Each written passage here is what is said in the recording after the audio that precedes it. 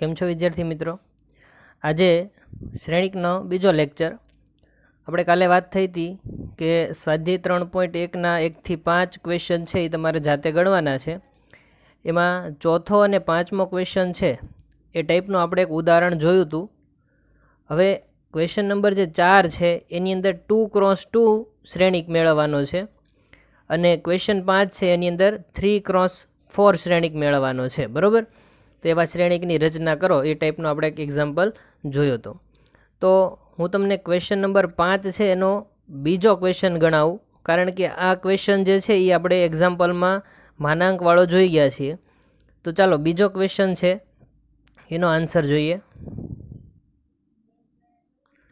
હવે તમને અહીંયા AIJ બરાબર શું આપ્યું છે?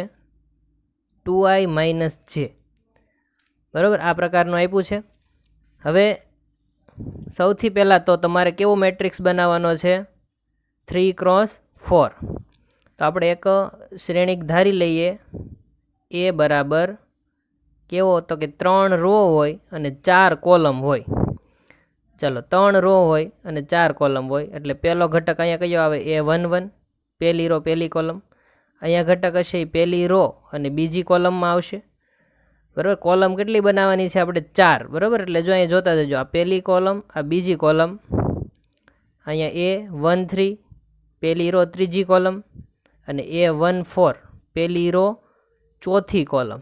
થઈ ગઈ 4 કોલમ. અને રો કેટલી બનાવવાની છે? 3. આ પહેલી રો તો થઈ ગઈ, હવે બીજી રો બનાવવાની છે એટલે આ બીજી રો અને કોલમ કઈ છે? પહેલી. અહીંયા બીજી રો કોલમ કઈ છે? બીજી. બીજી રો કોલમ ત્રીજી. બીજી રો કોલમ ચોથી. હવે અહીંયા ત્રીજી રો આવશે એટલે ત્રીજી રો પહેલી કોલમ, ત્રીજી રો બીજી કોલમ, ત્રીજી રો ત્રીજી કોલમ, ત્રીજી રો ચોથી કોલમ. તો આપણે જે ઘટકો મેળવવાના છે એ આપણે પહેલાં નક્કી કરી લીધા. ચાલો હવે A11 મેળવીએ. પહેલાં હું બધાના અહીંયા નામ લખી નાખું છું. A11, A12, 13, 14, 15, 21, 22, 23 અને 24. પહેલાં આટલા મેળવી લઈએ એટલે 2 રો કમ્પ્લીટ થઈ જાય. ચલો, A11 મેળવવા છે ત્યારે I બરાબર 1 ને J બરાબર પણ 1 એટલે આમાં મૂકવાના છે. તો 2 ગુણ્યા I એટલે 1 અને J એટલે પણ 1 છે. તો 2 એકા 2, 2 માંથી 1 જાય એટલે 1 આવશે. એ જ રીતે હવે અહીંયા બધે 2 ગુણ્યા રો કેટલી છે? તો કે 1, કોલમ 2. તો 2 એકા 2, 2 માંથી 2 જાય તો 0. 2 ગુણ્યા રો 1 અને કોલમ 3. તો 2 માંથી 3 જાય તો -1. પછી 2 ગુણ્યા રો કેટલી છે? 1, કોલમ કેટલી છે? 4. તો -2 આવશે. પછી એ જ રીતે 2 ગુણ્યા, હવે અહીંયા રો કેટલી છે? 2 છે. તો 2 ગુણ્યા 2 માઇનસ કોલમ કેટલી છે? 1. તો 2 દુ 4 માંથી 1 જાય તો 3. પછી અહીંયા 2 ગુણ્યા રો કેટલી છે? 2 અને કોલમ પણ કેટલી છે? 2. તો 2 દુ 4, 4 માંથી 2 જાય તો 2. 2 ગુણ્યા રો કેટલી છે? 2, કોલમ કેટલી છે? 3. 2 દુ 4, 4 માંથી 3 જાય તો 1. અહીંયા રો કેટલી છે? 2, કોલમ કેટલી છે? 4. 4 માંથી 4 જાય એટલે 0. હવે બાકીના ઘટકો કયા રહ્યા? A31, A32, A33, A34. તો આ ઘટકો મેળવીએ. તો 2 ગુણ્યા રો કેટલી છે? 3 માઇનસ કોલમ કેટલી છે? 1. 3 દુ 6, 6 માંથી 1 જાય તો 5. એ જ રીતે 2 ગુણ્યા 3 માઇનસ 2. 3 દુ 6, 6 માંથી 2 જાય તો 4. અહીંયા 2 ગુણ્યા 3 માઇનસ 3. 3 દુ 6, 6 માંથી 3 જાય તો 3. 2 ગુણ્યા 3 માઇનસ 4. 3 દુ 6, 6 માંથી 4 જાય તો 2. તો માગેલ શ્રેણિક એ બરાબર, ચલો અહીંયા જે ઘટકોના નામ આપ્યા હતા ત્યાં જે આંકડા મળ્યા છે મૂકી દેવાના. A11 A12 A13 A14 જો અહીંયા A11 A12 A13 A14 કયા મળ્યા છે 1 0 -1 -2 બરાબર પછી A21 A22 A23 A24 તો અહીંયા જો A21 22 23 24 અહીંયાથી શરૂ કરો 3 2 1 0 3 2 1 0 અને બાકીના 4 અહીંયા છે 5 4 3 2 તો આ આપણો માગેલો શ્રેણિક છે જે કઈ કક્ષાનો છે 3x4 3 રો છે અને 4 કોલમ છે બરાબર તો મેઇન વસ્તુ આપણે શું આમાં જોવાની હોય છે તો કે તમને AI જે શું આપેલો છે એના ઉપરથી બધા જ ઘટકો મળે 2 ગુણ્યા રોની સંખ્યા માઇનસ કોલમની સંખ્યા બરાબર યાદ રાખજો ખાસ ચાલો હવે આપણે આગળ નવી વ્યાખ્યાઓ થોડીક જોઈએ હવે જે વ્યાખ્યાઓ આવે છે એ ખૂબ સરળ છે તમે જાતે વાંચો તો પણ તમને આવડી જાય એ ટાઈપની છે પણ આપણે એક વખત જોઈ લઈએ ચાલો હવે આપણે વાત કરીએ શ્રેણિકના પ્રકારો વિશે તો કેવા કેવા પ્રકારના શ્રેણિકો આવે છે તો પહેલો પ્રકાર છે સ્તંભ શ્રેણિક હવે નામ ઉપરથી જ ખ્યાલ આવી જાય કે સ્તંભ શ્રેણિક એટલે શું તો કે જેની અંદર ખાલી એક સ્તંભ આવેલો હોય એને સ્તંભ શ્રેણિક કહેવાય બરાબર તો જો વ્યાખ્યા કેવી છે કે જે શ્રેણિકમાં માત્ર એક જ સ્તંભ હોય તેવા શ્રેણિકને સ્તંભ શ્રેણિક એને ઇંગ્લિશમાં કહીશું કોલમ મેટ્રિક્સ કહે છે બરાબર જો અહીંયા ઉદાહરણ આપ્યું છે કે એક શ્રેણિક લઈ લીધો આપણે 0 √3 -1 અને 1/2 તો જો આ કયા પ્રકારનો શ્રેણિક છે તો કે આ એક જ કોલમ છે પણ રો કેટલી છે તો કે 1 2 3 અને 4 રો છે જો ખાસ યાદ રાખજો રોની ગણતરી આડી હોય ને રો કહેવાય અને ઊભી હોય ને કોલમ કહેવાય તો ઊભી એક જ છે એટલે એક જ કોલમ છે પણ આડા સભ્યો ગણો તો કેટલા થાય 1 2 3 અને 4 એટલે 4 રો છે ને એક કોલમ છે તો એ 4 ક્રોસ એટલે કે 4x1 કક્ષાવાળો સ્તંભ શ્રેણિક છે આને નામ શું આપી દેવાનું છે સ્તંભ શ્રેણિક હવે આપણે એને વ્યાપક સ્વરૂપે ઇન જનરલ જોઈએ તો એ બરાબર જો અહીંયા પહેલેથી એક નક્કી કરી નાખ્યા છે AI1 આપણે AI જે લખતા ને અહીંયા 1 શા માટે આ પહેલું છે એ હારની સંખ્યા હોય અને બીજી છે એ સ્તંભની એટલે કે પહેલી રો અને બીજી કોલમ તો કોલમ તો અહીંયા માત્ર એક જ લેવાની છે એટલે અહીંયા એક ફિક્સ થઈ ગયા અહીંયા ખાલી ફરશે એટલે કે અહીંયા તમે 1 લખી શકો 2 લખી શકો 3 લખી શકો હવે તમે m×1 લીધા છે તો અહીંયા એમની સંખ્યા કોઈ પણ હોય બરાબર એમ છે એટલે શું આઈ છે કે શેમાંથી લેવાના હોય એમમાંથી એટલે કે 1 2 3 4 એમ સુધી કોઈ પણ સંખ્યા તમે આઈની જગ્યાએ લઈ શકો તો એ m×1 કક્ષાવાળો સ્તંભ શ્રેણિક છે અહીં કક્ષા કેટલી મેં લખી છે m×1 તો અહીંયા એમ શું હોઈ શકે આઈ શું હોઈ શકે તો કે 1 2 3 અપ ટુ એમ સુધી કોઈ પણ સંખ્યા હોઈ શકે ટૂંકમાં તમારી શું યાદ રાખવાનું છે કે સ્તંભ શ્રેણિક હોય તેની અંદર માત્ર એક સ્તંભ હોય એટલે કોલમની સંખ્યા તો હંમેશા કેટલી હોવાની એક હવે રો ગણવા માટે સભ્યો ગણી લેવાના કેટલા છે 4 છે હવે ધારો કે આમ હોત આટલા સભ્યો તો અહીંયા કોલમ તો એક જ છે પણ રો કેટલી થઈ 3 તો 3x1 થશે બરાબર ચાલો હવે એ જ રીતે છે હાર શ્રેણિક તો આ પણ નામ ઉપરથી જ ખબર પડી જાય કે જે શ્રેણિકમાં માત્ર એક જ હાર હોય તેને હાર શ્રેણિક કહેવાય જેને ઇંગ્લિશમાં આપણે રો મેટ્રિક કહીએ હવે એનું એક્ઝામ્પલ છે કે કોઈ એક શ્રેણિક આપ્યો છે જો આ એક જ રો છે આડી એક જ રો છે પણ કોલમ જુઓ તો 1 2 3 અને 4 તો એક રો હોય અને 4 કોલમ હોય તેની કક્ષા શું થાય 1×4 બરાબર જે 1×4 કક્ષાવાળો હાર શ્રેણિક છે એટલે એક વસ્તુ યાદ રાખજો કોલમ શ્રેણિક હોય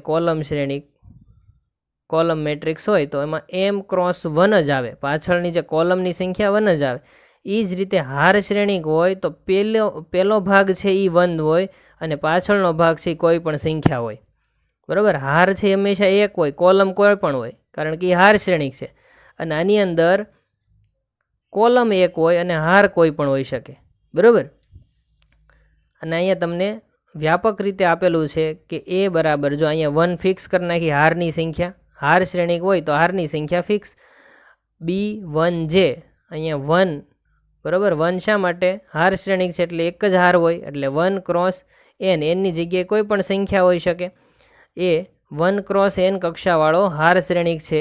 અહીંયા જેની કિંમત શું હોઈ શકે તો કે 1 2 3 અપ ટુ ક્યાં સુધી તો કે n સુધી. બરાબર. ટૂંકમાં શું યાદ રાખવાનું કે સ્તંભ શ્રેણિક હોય તો એમાં એક જ સ્તંભ હોય. બરાબર. અને હાર શ્રેણિક હોય તો એમાં એક જ હાર હોય. બરાબર છે. ચાલો આગળ જોઈએ. ચલો પછી આવે છે ચોરસ શ્રેણિક. ચોરસ શ્રેણિક છે તો એમાં શું યાદ રાખવાનું કે ચોરસ ક્યારે થાય તો કે એની અંદર હાર જેટલી હોય એટલા સ્તંભ હોય, એટલે કે જેટલી રો હોય એટલી ને એટલી કોલમ હોય તો એને ચોરસ શ્રેણિક કહેવાય. જો એ લખ્યું છે કે જે શ્રેણિકની હારની સંખ્યા અને સ્તંભની સંખ્યા સમાન હોય તેવા શ્રેણિકને જ ચોરસ શ્રેણિક કહેવાય. એટલે કે ઇંગ્લિશમાં એને સ્ક્વેર મેટ્રિક્સ કહેવાય. આ બધા ઇંગ્લિશ નામો છે યાદ રાખતા રહેજો સાથે સાથે, કારણ કે આપણે JEE અને જી એડવાન્સ છે એની અંદર બહુ કામ લાગશે તમને. તો ફરીવાર કે ચોરસ શ્રેણિક કોને કહેવાય તો કે જે શ્રેણિકમાં હારની સંખ્યા અને સ્તંભની સંખ્યા સમાન હોય એને ચોરસ શ્રેણિક કહેવાય. એટલે કે રોની સંખ્યા અને કોલમની સંખ્યા સરખી હોવી જોઈએ. હવે જે શ્રેણિકની કક્ષા m×n હોય, કેવી હોય? m×n કક્ષા હોય અને m બરાબર n હોય. હવે જો આપણે વાત કરી હતી કે કોઈ શ્રેણિક છે એ ચોરસ ક્યારે બને તો કે એમાં જેટલી હાર હોય એટલા જ સ્તંભ હોવા જોઈએ. એટલે આ બે કેવા હોવા જોઈએ? સરખા હોવા જોઈએ. તો અહીં લખ્યું છે કે m બરાબર n હોય તો તે હંમેશા કેવો શ્રેણિક બને? ચોરસ શ્રેણિક બને. હવે હું અહીંયા mની જગ્યાએ શું લખી નાખું? n લખી નાખું. તો જો અહીં લખ્યું m×n ની બદલે આપણે શું લખી શકાય? n×n લખી શકાય. અને આવા શ્રેણિકને ખાલી તમે કેવો કહી શકો? n કક્ષાવાળો શ્રેણિક કહેવાય. હવે આપણે આમ હોય 1×4 તો આપણે એમ કહીએ ને 1×4 કક્ષાવાળો શ્રેણિક, પણ 4×4 જ હોય તો એનું શું કહેવાનું? તો ખાલી 4 કક્ષાવાળો. શું કહેવાનું? 4 કક્ષાવાળો. અહીંયા n×n છે તો એને n કક્ષાવાળો કહેવાય. પણ જો m×n એટલે કે આ બે અલગ અલગ હોય તો એને આપણે શું કહેવું પડે? m×n કક્ષાવાળો શ્રેણિક. પણ જો બંને સમાન હોય તો ખાલી એક જ વખત લખવાનું કે n×n હોય તો n કક્ષાવાળો શ્રેણિક. ચલો હવે અહીંયા એક ઉદાહરણ લઈએ. એક શ્રેણિક છે, કેવો છે? 3×3. તો જો એમાં કેટલી હાર છે? 1 2 3 હાર છે. 1 2 અને 3 કોલમ છે, એટલે 3×3 થયો. તો એને કઈ કક્ષા કહેવાય? 3 કક્ષાવાળો ચોરસ શ્રેણિક કહેવાય. બરાબર. ટૂંકમાં રો અને કોલમ સરખા હોય એને ચોરસ શ્રેણિક કહેવાય. અને ચોરસ શ્રેણિકની કક્ષા છે એ ખાલી એક જ આંકડા વડે દર્શાવવાની હોય છે. બરાબર. ચાલો પછી આવે છે વિકર્ણ શ્રેણિક. હવે વિકર્ણ શ્રેણિકમાં શું હોય છે તો આપણે કોઈ પહેલાં તો વિકર્ણ શ્રેણિક બનવા માટે એ ચોરસ શ્રેણિક હોવો જરૂરી છે. જો શરૂઆતમાં જ લખ્યું છે કે જો કોઈ ચોરસ શ્રેણિક માટે, તો વિકર્ણ શ્રેણિક ક્યારે બને તો કે સૌથી પહેલાં તો એ ચોરસ શ્રેણિક હોવો જોઈએ. અને વિકર્ણ એટલે કે ધારો કે કોઈ એક આ શ્રેણિક હોય તો અહીંયા ધારો કે આવા ઘટકો છે 1 2 3 4 5 6 7 8 9. તો આ 1 5 અને 9 આ જે ઘટકો છે એ કયા ઘટકો કહેવાય? વિકર્ણના ઘટકો કહેવાય. બરાબર. તો આ ઘટકો છે વિકર્ણના ઘટકો, પણ આને વિકર્ણ શ્રેણિક નથી કીધો મેં, ખાલી હું તમને એમ સમજાવું છું કે વિકર્ણ કોને કહેવાય. તો આ 1 5 9 છે એ બધા વિકર્ણના ઘટકો કહેવાય. તો બાકીના બધા જો 0 થઈ જાય, આ બધા જો 0 હોય, બધા ઘટકો કેવા હોય? 0 હોય, અને ખાલી વિકર્ણની અંદર જ ઘટકો હોય એવા શ્રેણિકને શું કહેવાય? વિકર્ણ શ્રેણિક કહેવાય.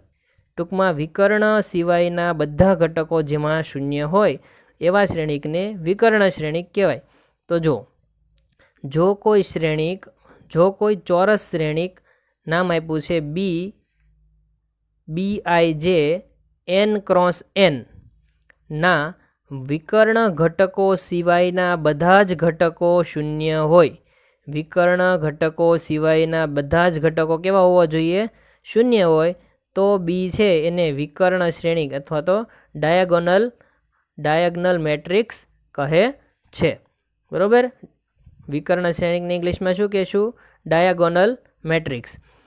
અને બીજી વસ્તુ શું યાદ રાખવાની છે કે ચોરસ શ્રેણિક જ હોવો જોઈએ. વિકર્ણ શ્રેણિક છે હંમેશા કેવો હોવો જોઈએ? ચોરસ શ્રેણિક. અને વિકર્ણ સિવાયના બાકીના ઘટકો કેવા હોવા જોઈએ? શૂન્ય હોવા જોઈએ. તો અહીંયા આપણે ઇન જનરલ જોઈએ તો એક શ્રેણિક છે Bij એન ક્રોસ એન, બરાબર. એન ક્રોસ એન છે એના પરથી ખબર પડી જાય ચોરસ શ્રેણિક છે. હવે એમાં I is not equal to J. I is not equal to J એટલે શું? તો કે આઈને જે સરખા ન હોય એના માટે બી આઈ જે કેવા લેવાના છે? 0. તો બીને વિકર્ણ શ્રેણિક કહેવાય. હવે આને થોડુંક આપણે સમજીએ. ધારો કે હું અહીંયા 3x3 શ્રેણિકના ઘટકો લખું આવા A11, A12, A13, A21, A22, A23, A31, A32, A33. તો જો આ A11, A22, A33 એમાં તો આઈ ઇક્વલ ટુ જે છે, નોટ ઇક્વલ ટુ નથી. જો આ બે સરખા છે, આઈને જે સરખા છે, એટલે કે આની સિવાયના ઘટકની વાત કરી છે એણે. એટલે કે I is not equal to જે હોય એવા ઘટકો એવા કયા કહેવાય? તો કે 1 ને 2. જો આ બે સરખા નથી, આ બે સરખા નથી, આ બે સરખા નથી, આ બે સરખા નથી, આમાં પણ આ બે સરખા નથી, તો એવા માટે બી આઈ જે કેવા હોવા જોઈએ? 0 હોવા જોઈએ. એટલે કે આ બધા ઘટકો કેવા હોવા જોઈએ? 0. અહીંયા મેં એ નામ આપ્યું છે પણ અહીંયા બી લીધો છે, એમાં કોઈ ફેર નથી પડતો. આપણે સમજવાની વસ્તુ એ છે કે વિકર્ણ સિવાયના ઘટકો છે એ શૂન્ય બતાવ્યા છે, બરાબર. તમારે ટૂંકમાં આટલું જ યાદ રાખવાનું, વિકર્ણ સિવાયના ઘટકો છે એ શૂન્ય હોય એને વિકર્ણ શ્રેણિક કહેવાય. ચલો એનું એક એક્ઝામ્પલ છે. એ બરાબર ખાલી 4 છે શ્રેણિકની અંદર, તો એમાં જો એક જ રો ને એક જ કોલમ, એટલે 1x1, એટલે એ ચોરસ શ્રેણિક તો કહેવાય જ. અને આ એક જ ઘટક છે એટલે એ વિકર્ણનો ઘટક કહેવાય, બરાબર. એટલે એને વિકર્ણ શ્રેણિક કહી શકાય. એટલે એમાં 0 હોવા જરૂરી નથી 1x1ની અંદર. પછી જો 2x2 શ્રેણિક છે, જો અહીં શું કીધું હતું? વિકર્ણના ઘટકો સિવાયના ઘટકો શૂન્ય. તો અહીંયા તો એક જ ઘટક છે જે વિકર્ણનો જ છે, બાકીના છે જ નહીં, એટલે કોઈ પ્રશ્ન જ નથી. બી છે 2x2, એટલે કે 2 હાર છે, 2 કોલમ છે. તો જો આ વિકર્ણ છે એના ઘટકો કયા છે? તો કે -1 અને 2. તો બાકીના 2 ઘટકો કેવા છે? વિકર્ણ સિવાયના ઘટકો કેવા છે? શૂન્ય છે. એ જ રીતે સી છે એ કેવો મેટ્રિક્સ છે? 3x3, 3 row 3 column. તો જો એના પણ આ વિકર્ણ સિવાયના ઘટકો તમે જુઓ તો કેવા છે? 0, 0, 0 છે. તો આવા શ્રેણિકને વિકર્ણ શ્રેણિક કહેવાય. ચલો હવે આવે છે અદિશ શ્રેણિક. આ શ્રેણિકને તમારે ખાસ યાદ રાખવો પડશે. આ એક વિકર્ણ શ્રેણિકનો જ પ્રકાર છે, અદિશ શ્રેણિક. ખાલી તમારે એમાં બદલાય છે શું? તો કે વિકર્ણ શ્રેણિકની જે ડેફિનેશન હતી એની અંદર જે વસ્તુ હતી બધી સેમ રહેશે. ખાલી તમારે એટલું જ એડ કરવાનું છે કે વિકર્ણના જે ઘટકો છે એ સમાન હોવા જોઈએ. શું હોવા જોઈએ? સમાન. જો આ -1, -1, અહીંયા જો √3, √3, √3, બાકીના 0. તો છે તો વિકર્ણ શ્રેણિક જ તે ને. તો બધા જ વિકર્ણ શ્રેણિક બધા જ અદિશ શ્રેણિક છે, અદિશ શ્રેણિક એ વિકર્ણ શ્રેણિક તો થવાના જ છે. બધા જ અદિશ શ્રેણિક એટલે કે આ અદિશ શ્રેણિક છે એ વિકર્ણ શ્રેણિક થાય. પણ બધા વિકર્ણ શ્રેણિક છે એ અદિશ ન થાય, કારણ કે વિકર્ણ શ્રેણિકમાં અહીંયા કોઈ પણ સંખ્યા હોઈ શકે. અદિશમાં અહીંયા બધી જ કેવી હોવી જોઈએ? વિકર્ણના ઘટકો બધા જ કેવા હોવા જોઈએ? એક સમાન હોવા જોઈએ. તો ચાલો એની વ્યાખ્યા જોઈ લઈએ ટૂંકમાં. જો કોઈ વિકર્ણ શ્રેણિકના બધા જ વિકર્ણ ઘટકો સમાન હોય, જો કોઈ વિકર્ણ શ્રેણિક હોય એના બધા જ વિકર્ણના ઘટકો કેવા હોય? સમાન હોય, તો તે શ્રેણિકને અદિશ શ્રેણિક એટલે કે સ્કેલર મેટ્રિક્સ કહે છે, બરાબર. સ્કેલર મેટ્રિક્સ કોને કહેવાય? તો કે વિકર્ણ શ્રેણિક હોય એના વિકર્ણના બધા ઘટકો સમાન હોય, બાકીના બધા 0 હોય, એને સ્કેલર મેટ્રિક્સ અથવા અદિશ શ્રેણિક કહેવામાં આવે છે. અહીંયા આપણે ઉદાહરણ લીધા છે. જો અહીંયા તો એક જ ઘટક છે 1x1 કે જેની કક્ષા 1 છે, અને આપણે આને વાત થઈ ગઈ કે આ વિકર્ણ શ્રેણિક પણ કહેવાય. અહીંયા જો તો -1, -1, 0, 0 છે, એટલે આ બે ઘટકો વિકર્ણના સરખા છે, બાકીના 0 છે, એટલે 2x2 જેની કક્ષા 2 કહેવાય. અહીંયા પણ આપણે વાત થઈ ગઈ એમ વિકર્ણ ઘટકો એક સરખા છે, બાકીના 0 છે, બરાબર.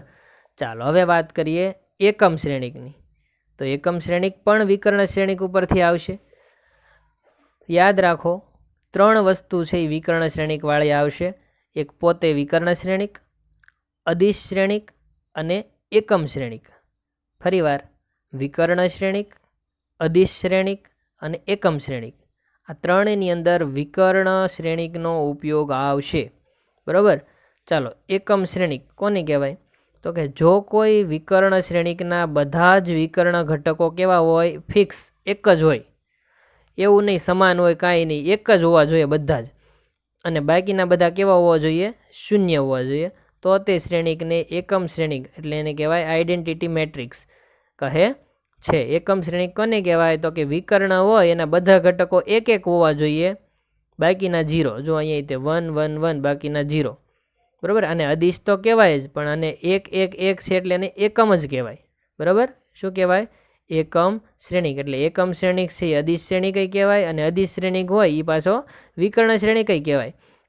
એટલે ખાસ યાદ રાખો.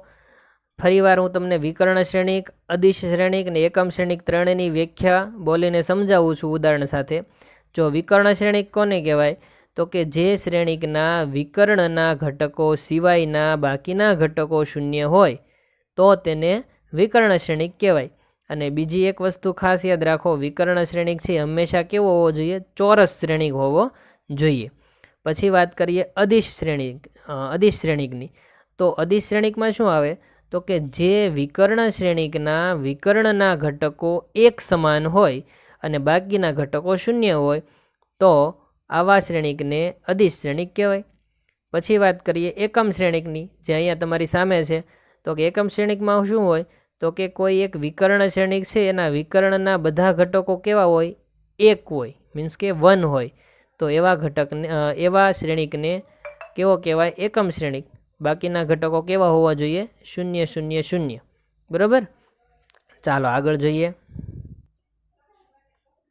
ચલો પછી આવે છે શૂન્ય શ્રેણિક. આ તો ખૂબ સરળ છે કે જે શ્રેણિકની અંદર બધા ઘટકો શૂન્ય હોય અને શૂન્ય શ્રેણિક કહેવાય, બરાબર. જો કોઈ શ્રેણિકના બધા જ ઘટકો શૂન્ય હોય તો તે શ્રેણિકને શૂન્ય શ્રેણિક કહેવાય. ઇંગ્લિશમાં એને ઝીરો મેટ્રિક્સ અથવા નલ મેટ્રિક્સ કહેવાય, બરાબર. નલ એટલે ખાલી, તો ઝીરો મેટ્રિક્સ અથવા તો નલ મેટ્રિક્સ કહેવાય. તો જો અહીંયા 1x1 હોય તો ખાલી 0, 2x2 હોય તો 0 0 0 0, 2 રો અને 2 કોલમ કરવી પડે. એ જ રીતે 3x3 હોય તો 3 રો અને 3 કોલમ, પણ બધા જ 0, બરાબર. એમાં તો કાંઈ સમજવાનું છે નહીં. શૂન્ય શ્રેણિકને ઓ વડે દર્શાવવામાં આવે છે, બરાબર. એટલે આને આપણે સી છે ત્યાં શું લખી શકીએ? ઓ. ચાલો પછી આવે છે શ્રેણિકની સમાનતા. આ પણ ખૂબ સરળ ટોપિક છે અને આપણે બધાના જ્યારે એક્ઝામ્પલ અને દાખલાઓ જોઈશું ત્યારે તમને ખૂબ સરળ લાગશે. ચાલો, શ્રેણિકની સમાનતા. તો બે શ્રેણિકો એ અને બી સમાન ક્યારે બને? જો ખાસ યાદ રાખજો, આ બેની કન્ડિશન છે કે એ અને બી સમાન ક્યારે બને?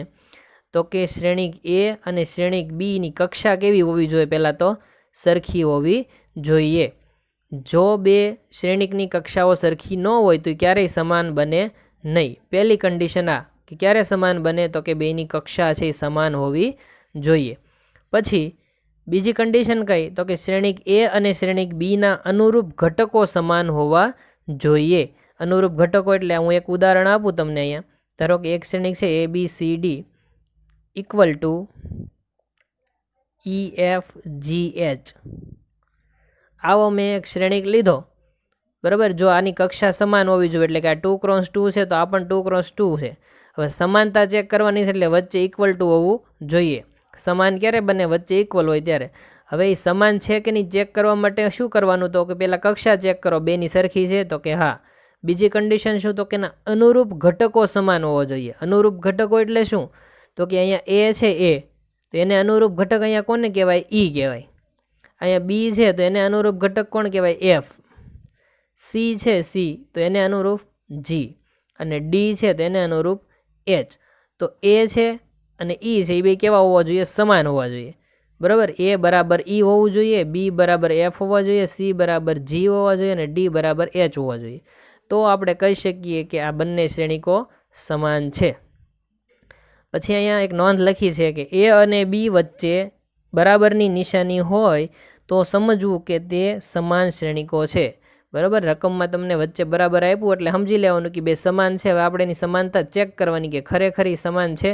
અને જો રકમમાં એવું કહી દીધું હોય કે બે સમાન છે અને કંઈક બીજું શોધવાનું કીધું હોય, બરાબર, તો એ રીતે આપણે ચેક કરશું. ચાલો હવે એક્ઝામ્પલ જોઈએ. ચાલો, એક્ઝામ્પલ નંબર 4 છે. એક શ્રેણિક આપ્યો છે કે જો શ્રેણિક x+3 z+4 2y - 7 -6 a - 1 0 B minus 3 minus 21 0 બરાબર 0 6 3y ઓછા 2 માઇનસ 6 માઇનસ 3 2c વત્તા 2 2b વત્તા 4 માઇનસ 21 ને 0. તો એબીસી એક્સ વાય અને ઝેડના મૂલ્ય શોધો. એટલે વચ્ચે ઇક્વલ ટુ આપ્યું છે અને આ બેની કક્ષા જુઓ તો આ 3 રો છે અને 3 કોલમ છે એટલે 3x3. આ પણ કેવો છે 3x3 એટલે કક્ષા સમાન છે બરાબર. અને વચ્ચે ઇક્વલ ટુની નિશાની આપી છે એટલે કે આ બે શ્રેણીકો સમાન છે એવું આપી દીધું છે. તો એબીસી એક્સ વાય ઝેડ શોધો. તો આપણને ખબર છે કે ભાઈ શ્રેણીકની સમાનતા પરથી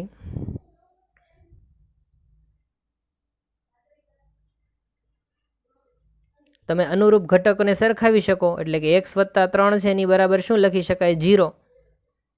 એક્સ વત્તા 3 બરાબર 0. તો તમને એક્સ બરાબર સીધું મળી ગયું -3.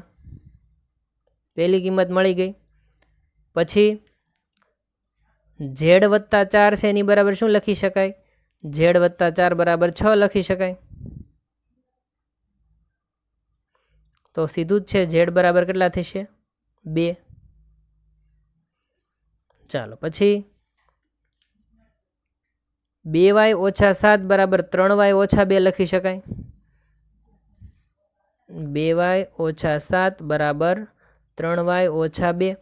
ચલો અમારે વાયને આ 2y છે ને આ બાજુ લઈ જઈએ તો 3y માંથી 2y જાય તો y અને 2 આ સાઈડ આવે એટલે પ્લસ થશે. તો -7 + 2 એટલે -5. તો yની વેલ્યુ કેટલી મળી ગઈ -5. ચાલો પછી X Y ABC X Y Z તો મળી ગયા. હવે એબીસી મેળવવાના છે. તો જો અહીંયાથી તમને એની વેલ્યુ મળે a -1 છે એની બરાબર શું લખી શકાય -3. જ્યાં જેનું સ્થાન છે એ જ ઘટક સાથે તમારે સરખાવવાનું છે એ ભૂલતા નહીં. એટલે કે a -1 બરાબર શું થશે -3. તો a બરાબર આ 1 છે -1 એ આ સાઈડ છે એટલે પ્લસ થઈ જશે. -3 + 1 એટલે કેટલા વધશે -2. ચાલો પછી મારે બી શોધવો હોય તો અહીં બી વાળું જુઓ. બી -3 એને કોની સાથે સરખાવી શકાય 2b + 4. b -3 = 2b + 4. ચલો આ બી છે ને આ સાઈડ જવા દો એટલે 2b માંથી બી જાય એટલે ખાલી બી વધશે. આ 4 પ્લસ છે આ સાઈડ આવે એટલે -4 -4 -3 એટલે ટોટલ કેટલા થઈ જશે -7. હવે કોણ બાકી રહ્યું સી. સી ગોતો ક્યાં છે આમાં તો ક્યાંય સી નથી. તો આમાં જોવાનું ક્યાં છે સી અહીંયા 2c + 2 એને કોની સાથે સરખાવી શકાય 0 સાથે. તો 2c + 2 = 0. તો 2c = -2. બે ઉડાડી દો તો c બરાબર શું આવશે -1. બરાબર. તો અહીંયા તમે છેલ્લે વિધાન લખી શકો કે આમ a b c x y અને ઝેડની કિંમતો અનુક્રમે કઈ મળી a બરાબર -2 b બરાબર -7 c બરાબર -1 x બરાબર -3 y બરાબર -5 અને ઝેડ બરાબર કેટલા મળ્યા હતા 2. બરાબર. તો આ રીતે ગણતરી કરવાની રહેશે. તો અહીંયા તમે શ્રેણીકોની સમાનતા વિશે અભ્યાસ કર્યો. હવે ઉદાહરણ નંબર 5 એ પણ શ્રેણીકની સમાનતા પર જ છે પણ થોડોક અલગ છે કે નીચેના સમીકરણોમાંથી a b c અને ડીના મૂલ્યો શોધો. એટલે ટૂંકમાં અહીંયા આપણે સમીકરણો બનાવવા પડશે. પહેલાં તો બે શ્રેણીક જુઓ. આમાં 2 હાર અને 2 કોલમ છે. 2x2 છે. આ પણ 2x2 છે. બરાબર. વચ્ચે ઇક્વલ ટુ આપ્યું હોય એટલે કક્ષા તો સમાન જ આપી હશે. તો ચાલો હવે શ્રેણીકોની સમાનતા પરથી અનુરૂપ ઘટકને સરખાવો. તો 2a + b બરાબર શું થાય 4. આ ઇક્વેશન 1 થાય આપણું. એ જ રીતે a - 2b બરાબર શું થાય -3. a - 2b બરાબર -3. આ ઇક્વેશન નંબર 2. પછી 5c - d બરાબર શું થાય 11. Equation number 3. 4c + 3d = 24. Equation number 4. હવે આપણે ABCDની કિંમત મેળવવાની છે, તો કઈ રીતે તમે મેળવી શકો? તો આપણને સમીકરણો જોતા જ ખ્યાલ આવે કે પહેલું અને બીજું સમીકરણ છે એ ABના સ્વરૂપમાં છે, તો આ બેને ઉકેલવાથી ABની કિંમત મળે. ત્રીજું અને ચોથું સમીકરણ CDના સ્વરૂપમાં છે, તો આ બંનેને ઉકેલવાથી CDની વેલ્યુ મળે. ચાલો આપણે પહેલાં ABની વેલ્યુ મેળવીએ. એટલે સમીકરણ 1 અને 2ને ઉકેલતા તો 2A + B = 4 as it is રાખો. હવે આને હું કેટલા વડે ગુણી નાખું? 2 વડે ગુણી નાખું. એટલે 2A - 4B - 6 નિશાની ફેરવી નાખો. એટલે 2A 2A cancel. 4B + B એટલે 5B. 6 ને 4 10. તો અહીંથી સીધી બીની વેલ્યુ કેટલી મળી ગઈ? 2. બીની વેલ્યુ મળી ગઈ 2. ચાલો હવે બીની વેલ્યુ જે 2 મળી એ અહીંયા મૂકી દો. બરાબર? તો A - 2 B = 2 મળ્યા બરાબર -3. ચાલો તો A બરાબર કેટલા આવશે? 1. ચાલો A ને B ની વેલ્યુ મળી ગઈ. હવે વાત કરીએ આપણે સમીકરણ નંબર 3 અને 4ને ઉકેલતા. સમીકરણ 3 ને 4ને ઉકેલવા છે, તો જો આમાં શું કરવું જોઈએ? તો કે ડીના સહગુણકો સરખા કરો તો ઇઝી પડે, કારણ કે ચોથું સમીકરણ એઝ ઇટ ઇઝ રાખો. ત્રીજાને 3 વડે ગુણો. તો અહીંયા ત્રીજાને 3 વડે ગુણો એટલે 5 તેરી 15C, 3D, 11 તેરી 33. અહીંયા as it is 4C, 3D = 24. આ કેન્સલ થઈ જાય છે, પ્લસ માઇનસ ઓટોમેટિક. 15, 16, 17, 18, 19, 19C, 4, 5, 6, 7 અને અહીંયા 57. તો 19 તેરી 57. તો Cની વેલ્યુ કેટલી મળી ગઈ આપણને? 3. હવે Cની વેલ્યુ જે 3 મળી છે, કોઈ પણ સમીકરણમાં મૂકો, ત્રીજા અથવા ચોથા કોઈ પણમાં. આપણે ત્રીજામાં મૂકીએ તો શું થશે? જો 5. Cની વેલ્યુ કેટલી મળી? 3 - D = 11. તો 15, 11 ને આ બાજુ લ્યો એટલે -11, D આ બાજુ જાય એટલે +D થઈ ગયા. તો Dની વેલ્યુ કેટલી મળી ગઈ? 4. તો તમે જોઈ શકો છો કે ખૂબ સરળ દાખલાઓ છે આની અંદર. બરાબર? શ્રેણિક અને નિશ્ચાયક ચેપ્ટર છે એ ખૂબ સરળ છે તમારા માર્ક મેળવવા માટે. તો આ ચેપ્ટરમાંથી આપણે એક પણ માર્ક છે એ જાવો ન જોઈએ. બરાબર? આની અંદર A, B, C, D આપણે બધી જ વેલ્યુ ફાઇન્ડ કરી લીધી છે. ચાલો તો મિત્રો આજનું હોમવર્ક લખી લો. ક્વેશ્ચન સ્વાધ્યાય નંબર આપણો જે હતો એને 3.1 એની અંદર ક્વેશ્ચન નંબર 6 અને 7 તમારે ગણવાના છે, જે શ્રેણિકની સમાનતા ઉપર છે. જો પહેલો ક્વેશ્ચન છે 4, 3, x5, yz, 1, 5. એમાં આપણે શું કરવાનું છે? x, y અને ઝેડના મૂલ્યો શોધવાના છે. 3 ક્વેશ્ચન આપેલા છે આની અંદર. બરાબર? તો એ 3 ક્વેશ્ચન તમારે ગણવાના છે. એક અહીંયા જો આ ત્રીજા ક્વેશ્ચન છે ને એની અંદર સ્તંભ શ્રેણિક આપેલા છે. જો બે બાજુ એમાં તો સીધું જ છે કે x + y + z બરાબર સીધા 9, x + z બરાબર 5 અને y + z બરાબર 7 લઈને ગણતરી કરી નાખવાની. બરાબર? સમીકરણો ઉકેલી નાખો એટલે તમને જવાબ મળી જશે. પછી 7મો ક્વેશ્ચન છે એમાં પણ તમને શ્રેણિકોની સમાનતાવાળા ટોપિક ઉપરથી તમારે A, B, C અને Dના મૂલ્યો શોધવાના છે. બરાબર? તો આ 5મો અને 6ઠ્ઠો ક્વેશ્ચન જે છે એ તમારે હોમવર્કની અંદર, સોરી 6ઠ્ઠો અને 7મો ક્વેશ્ચન છે એ હોમવર્કમાં ગણવાનો છે. તો આજના લેક્ચરમાં આપણે એટલા સુધી રાખશું.